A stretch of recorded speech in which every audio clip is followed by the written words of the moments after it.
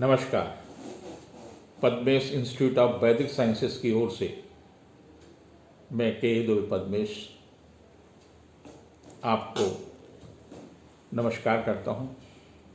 ग्रह और नक्षत्रों का प्रभाव मानव जीवन पर प्रतिक्षण पड़ता है। उससे न तो प्रकृति बचती है, न प्रकृति से जुड़े हुए व्यक्ति, जीव, वनस्पति कुछ भी नहीं बचता है। अच्छा भी प्रभाव पड़ता है, कई बार कष्टदायी प्रभाव होता है। इस वर्ष का राजा बुध है।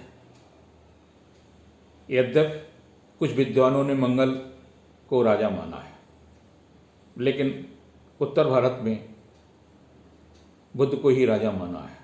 मंत्री है चंद्रमा। चंद्रमा और बुध आपस में बहुत अच्छे संबंध नहीं रखते हैं। 9 मई को बुध वृष राशि में प्रवेश करेगा, जहां पर 24 तक रहेगा। ये कालखंड बहुत ही महत्वपूर्ण होगा। वृष में 22 को एक युति बन रही है, सूर्य, चंद्र, बुध और शुक्र की। यह युति महाराष्ट्र के मुख्यमंत्री उद्धव ठाकरे के लिए बहुत ही महत्वपूर्ण होगी। वो अभी किसी भी सदन के सदस्य नहीं है। उनको ये युति सदस्यमसी बनाएगी और उनका मुख्यमंत्री पद पूरी तरह से सुरक्षित रखेगा और अधिक प्रभावशाली बनाएगा। जबकि इस अवधि में 5 ग्रह वक्री होंगे। सूर्य और चंद्रमा वक्री नहीं होते। 9 ग्रह में से 2 ग्रह वक्री होते नहीं हैं। 7 ग्रह में राहु और केतु की गति हमेशा वक्री होती है।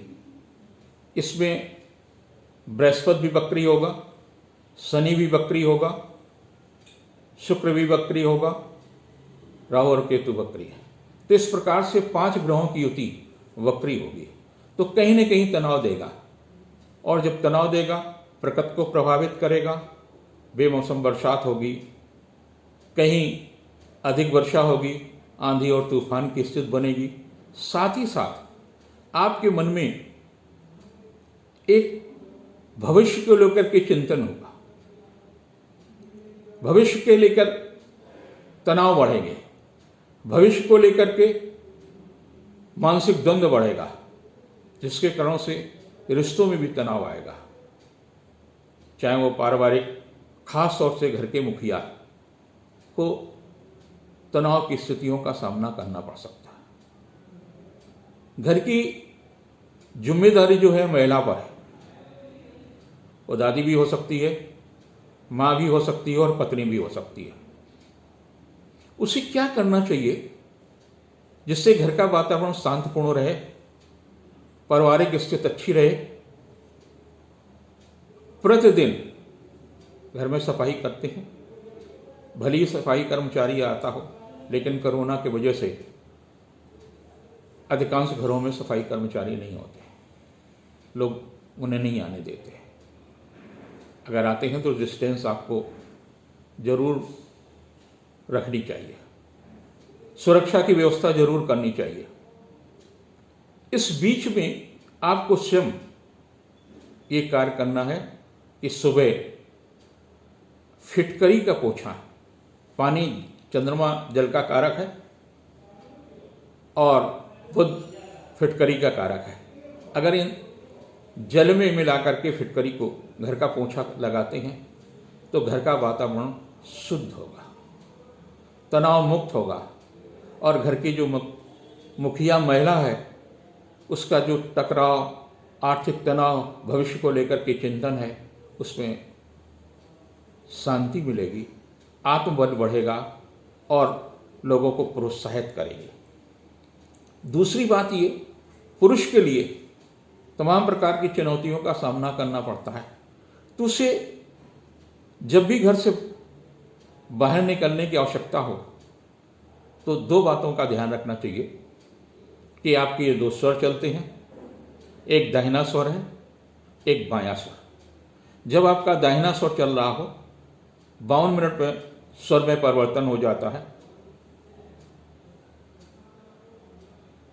52 सेकंड का ये जो परिवर्तन है ये काफ़ी महत्वपूर्ण है। कभी बायां स्वर है, कभी दाहिना स्वर है। तो जिस समय दाहिना स्वर चल रहा हो हर 52 सेकंड के बाद में परिवर्तन है। तो जब दाहिना स्वर चल रहा हो तो दाहिना पैर निकाल करके घर से निकले। सावधानी आपको रखना इस बीच में कि आप लोगों से ना हाथ मिलाएं, नमस्कार की परंपरा में ही रखें, शरीर को स्पर्श ना होने दें, मुंह को ढक कर रखें, कपड़े से भी ढक सकते हैं या किसी अन्य साधन से भी ढक कर के रखें। जिस कार्य से जा रहे हैं उस कार्य में होने की